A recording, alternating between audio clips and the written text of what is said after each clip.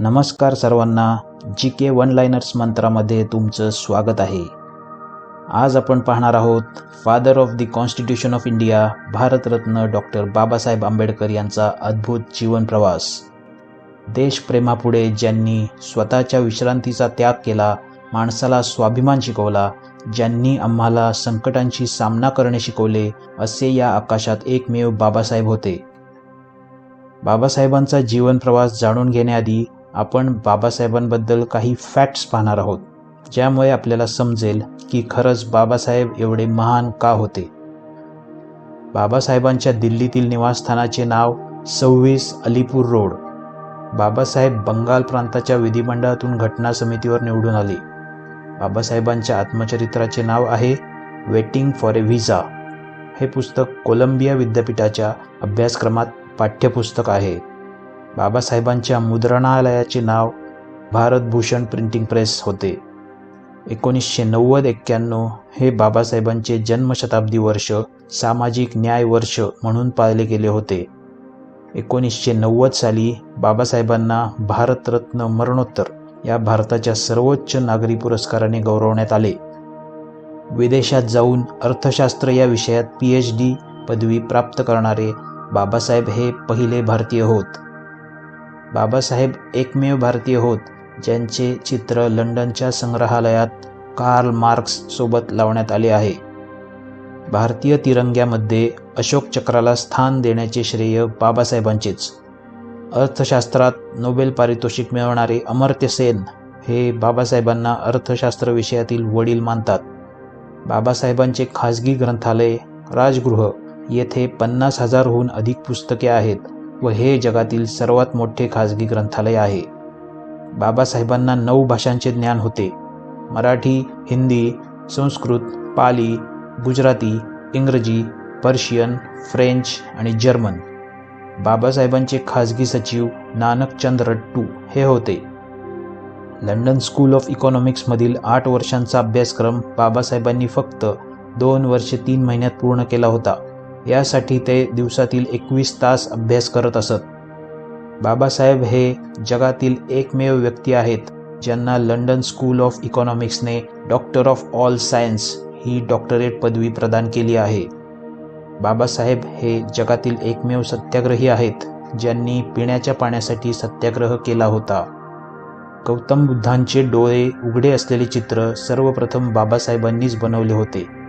बाबासाहेब भारतीय संविधानातील कलम 370च्या विरोधात सुरुवातीपासूनच होते. बाबासाहेबांजवळ एकूण 32 पदव्या होत्या. उत्तम विकासाच्या दृष्टीने 50च्या दशकातच बाबासाहेबांनी मध्य प्रदेश व बिहार विभाजनाचा प्रस्ताव ठेवला होता. मात्र अखेर 2000 साली या 2 राज्यांचे विभाजन होऊन अनुक्रमे छत्तीसगड व झारखंड ही राज्ये झाली. बाबासाहेब शेवटच्या काही वर्षात मोठ्या प्रमाणात मधुमेहाने त्रस्त होते. बाबासाहेबांचा पहिला पुतळा 1950 साली ते जिवंत असतानाच कोल्हापूर येथे उभारला गेला होता. बाबासाहेबांचा महान विचार एज्युकेट, ऑर्गनाइज, ॲजिटेट म्हणजेच शिका, संघटित व्हा आणि संघर्ष करा. आता आपण पाहणार आहोत बाबासाहेबांचे जीवनचरित्र. भारतरत्न डॉक्टर बाबासाहेब आंबेडकर यांचा जन्म 14 एप्रिल 1891 रोजी मध्य प्रदेशातील इंदूरजवळील महू येथे झाला. मात्र त्यांचे मूळ गाव महाराष्ट्रातील आंबवडे हे होते. बाबासाहेब हे त्यांच्या आईवडिलांचे 14वे व शेवटचे अपत्य होते. बाबासाहेबांचे मूळ नाव भीमराव रामजी सकपाळ. वडील रामजी तर आई भीमाबाई. बाबासाहेबांच्या पहिल्या पत्नीचे नाव होते रमाबाई तर बाबासाहेबांच्या दुसऱ्या पत्नीचे नाव सविता. मुलगा यशवंत भीमराव आंबेडकर. बाबासाहेबांचे प्राथमिक शिक्षण दापोली येथून झाले तर नंतरचे शिक्षण सातारा येथून झाले. साताऱ्यातील त्यांच्या एका गुरुजींनी बाबासाहेबांचे आडनाव आंबेडकर असे केले. 1907 साली बाबासाहेबांनी मॅट्रिकची डिग्री मिळवली.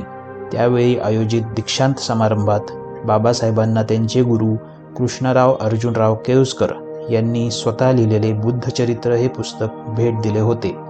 1908 ते 1912 या काळात बाबासाहेबांनी मुंबईच्या एल्फिन्स्टन महाविद्यालयातून इंग्रजी व पर्शियन ह्या भाषा घेऊन BA पूर्ण केले. या शिक्षणासाठी बाबासाहेबांना बडोदा नरेश सयाजीराव गायकवाड यांची दरमहा ₹25ची शिष्यवृत्ती मिळाली होती. बाबासाहेबांनी काही काळासाठी बडोदा राज्य सरकारच्या रक्षामंत्री या पदावर काम केले. 1913 साली सयाजीराजे गायकवाड यांच्या मदतीने बाबासाहेबांचा अमेरिकेतील न्यूयॉर्क येथील कोलंबिया विद्यापीठात प्रवेश झाला. 1915 साली कोलंबिया विद्यापीठातून बाबासाहेबांना MA ही पदवी प्राप्त झाली. यासाठी त्यांच्या प्रबंधाचा विषय होता ट्रेड इन एन्शियंट इंडिया, प्राचीन भारतातील व्यापार. 1917 साली कोलंबिया विद्यापीठातूनच PhD ही पदवी प्राप्त केली. बाबासाहेबांच्या PhD प्रबंधाचा विषय होता the national dividend of India, a historical and analytical study. हाच प्रबंध evolution of provincial finance in British India या नावाने प्रसिद्ध आहे.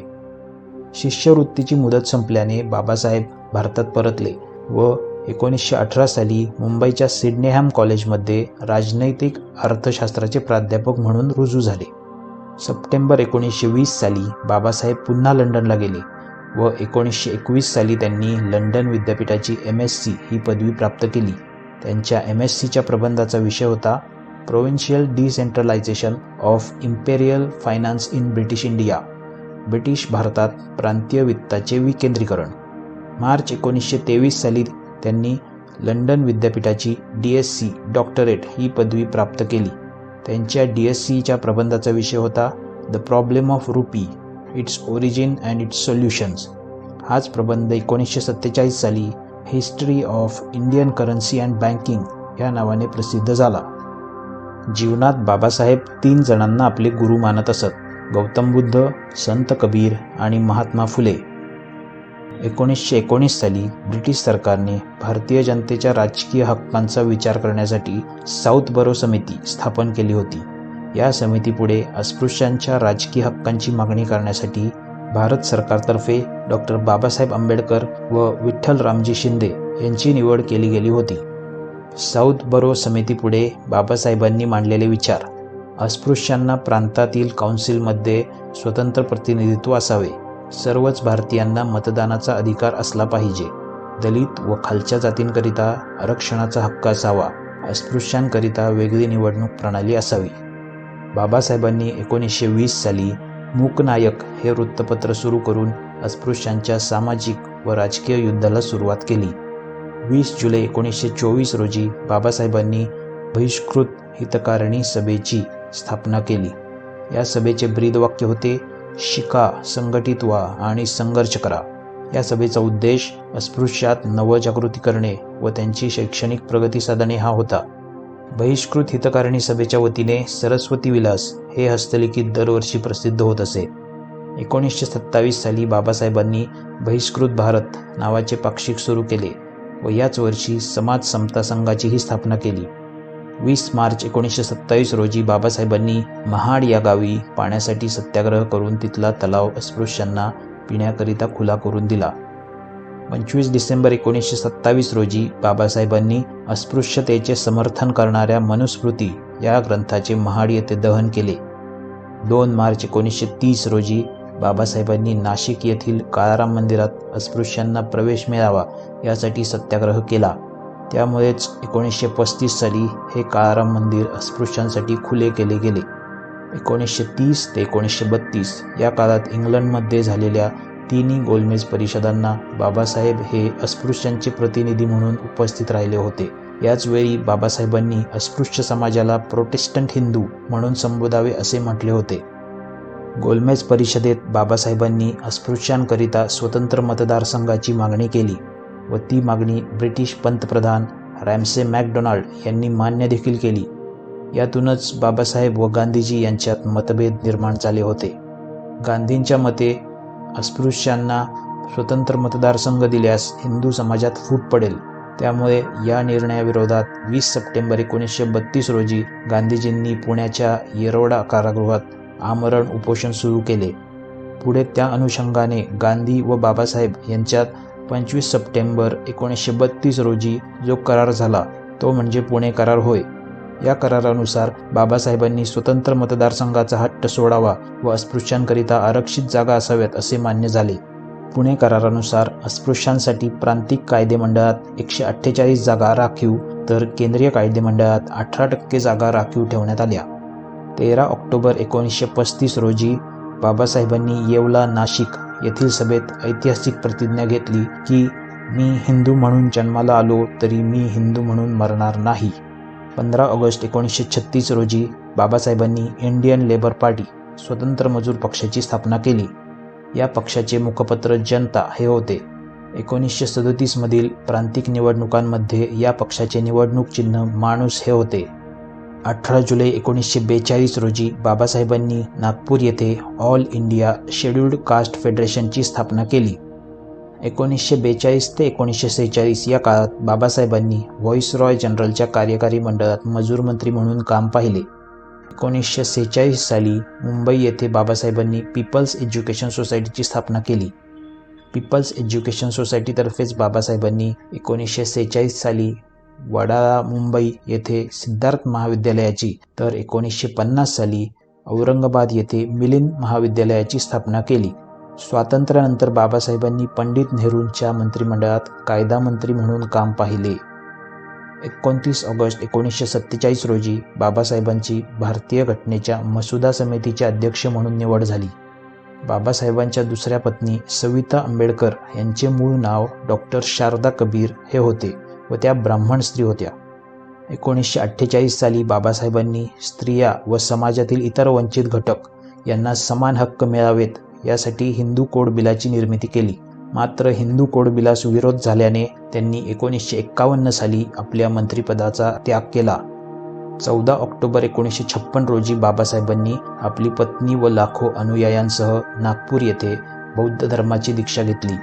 यामुळेच 14 ऑक्टोबर हा दिवस धम्मचक्र प्रवर्तन दिन म्हणून साजरा केला जातो. 6 डिसेंबर 1956 रोजी दिल्ली येथे बाबासाहेबांचे महापरिनिर्वाण झाले. 7 डिसेंबर 1956 रोजी मुंबईतील दादर चैत्यभूमी येथे बाबासाहेबांवर अंतिम संस्कार पार पडले. आता आपण पाहूया बाबासाहेबांनी लिहिलेली ग्रंथसंपदा. Castes in India, the problem of rupee, the annihilation of caste, federation versus freedom, thoughts on Pakistan, Ranade, Gandhi and Jinnah, Mr. Gandhi and Emancipation of Untouchables, What Congress and Gandhi have done to the untouchables, Pakistan or Partition of India, State and Minorities, Who were the Shudras, Maharashtra as a linguistic province, The Untouchables, Buddha or Karl Marx.